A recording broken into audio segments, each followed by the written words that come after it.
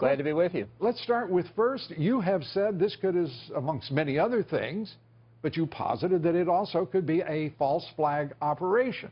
That is, someone else claiming to be or leaving signatures of Russian hackers.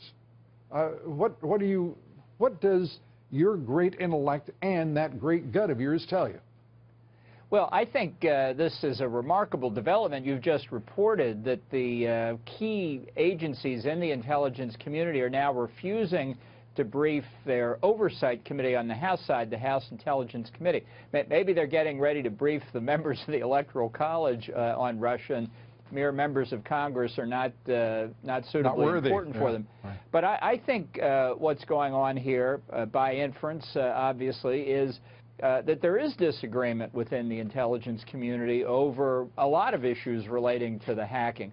Let me just say, I think that's fine. I think there should be disagreement within the intelligence community. This effort, and this is where the politicization comes in, to develop a smoothie that all intelligence services concur in, I think does a disservice to policymakers. So if I were on the House Intelligence Committee, I'd be saying, nobody's canceling here. Bring it on. If you want to debate in front of us, that's fine. We want to hear it.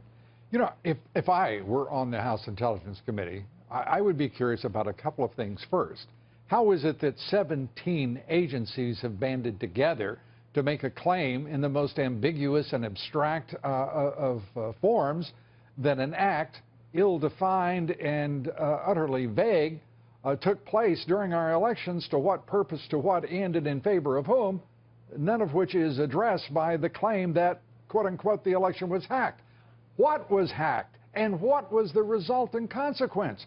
And why are these agencies talking about it in public instead of making their assessment, going ahead, seeking the approval of the chief executive of the country, namely President Obama, about how to respond, instead of this public charade that has been perpetrated?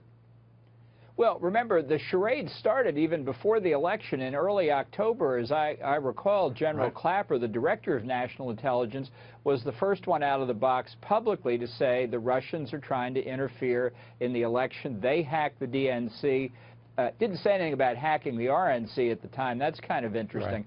So I'm just worried that what we've got here is that this politicization now is going to discredit the important and legitimate work that goes on in most of these intelligence agencies, because this is a performance that it just has no parallel that I'm aware of. I have never seen the likes of it. I have also never seen the likes of the response by Congress, which is not to inquire first why the President of the United States has not taken action in response. Remember, it was he who declared that a cyber attack affecting this country and its assets, whether cyber or physical, would be treated as a physical attack upon the United States.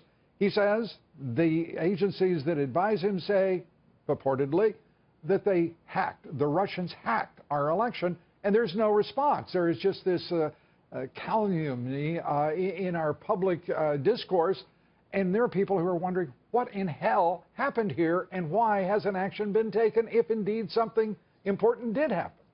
And remember, when Barack Obama draws a red line, you better not cross it. I think we all know that. Right. The fact is, there are occasions where the retaliation for a cyber attack or some kind of cyber intrusion should be done without public disclosure. But I would argue there are also increasing grounds to describe publicly what we've done after it's over. And the reason for that is to create, to have other countries, our adversaries around the world, understand what we're capable of doing, and to begin to build structures of deterrence in the cyber universe that prevents this from happening in the first place, you know, which we have done nothing of that I can see.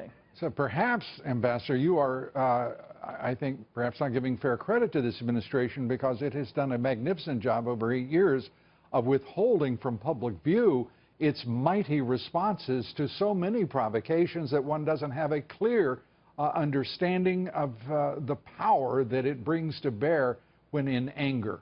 I haven't seen even one incident of that nature. Have you? Well, it'd be nice to hear one. You know, if we were doing it and doing it successfully, my guess is that leakers from inside the administration would have told us. Yeah. And we haven't heard any of that. Look, we've got a month to go before Barack Obama leaves office. Thank God. And Amen.